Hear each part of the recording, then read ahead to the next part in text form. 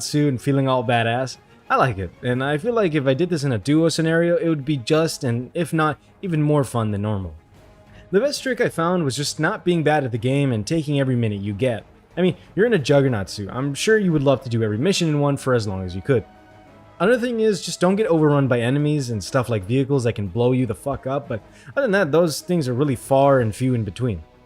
For Fatal Extraction, that whole thing is just a shit show. You got enemies hounding you with bullets, dogs that'll come and bite you in the ass and most likely kill you, and finally, you got sentry guns, which for some reason aren't as bad as they seem since they don't work like 90% of the time. All I did was retry the mission until I got it right, sticking by the right side and taking out anybody I could and shooting the turrets that for some reason just never shoot at you, but hey, I'll take it. Hostage Taker is almost exactly like the mission from Mw2, but a little less snow and a little less enemies, but still tons of fun. I don't know why, but I actually really like doing this one. Even though it took me a fair amount of tries to do it, I could see myself completing it again in the future. Again, I don't know how many more times I need to say this, but all I did was graph this place out, see which enemies I could kill, and where I needed to go, but good lord was the end pretty funny. The first and only time I got to the end of this mission freaked me the hell out because not only did I not know that I'd be shooting at an enemy with a hostage, but I swear to god I shot straight at her stomach, which didn't register luckily. I'll thank the high heavens and Makarov for this one, so I'll move on for now. Soon after we get another training course mission, but this time using an actual rifle, but it's really just all the same to me. Resistance movement. Good god, the amount of tries it took me for some odd reason. The amount of fuck-ups not only that I did, but in general these goddamn civilians would do, was plentiful.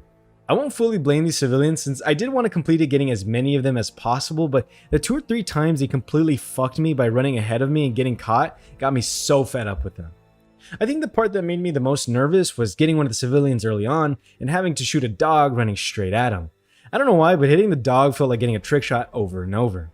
Either way, just making sure you actually kill an enemy and not leaving them on the floor begging to be put down is a mistake I want to make sure y'all don't do. There wasn't anything to note of this next mission, Little Bros, as you just get on a helicopter, jump into a building, and make your way to the other side where you'll be picked up again. I will say though, just keep moving forward because if you keep moving back, you'll continue to be pushed back. Another fun mission is right after Little Bros, since we see the return of the Jug suit and you also get a Predator drone. That's not the first time you'll see a Predator on YouTube. For real though, I still like the feeling of being a badass Jug and walking around and killing everyone you see with your big ass machine gun. The Predator drone is mainly to see where the IEDs we need to defuse are at, but honestly, you could use them as much as you'd like, so I'd say if you're having trouble, just try using that to your advantage. Next up is Server Crash, where we gotta blow up enemies and their vehicles before entering a sewer to upload files to a server. I don't know how they make these fucking missions, but I'll tell you what, it was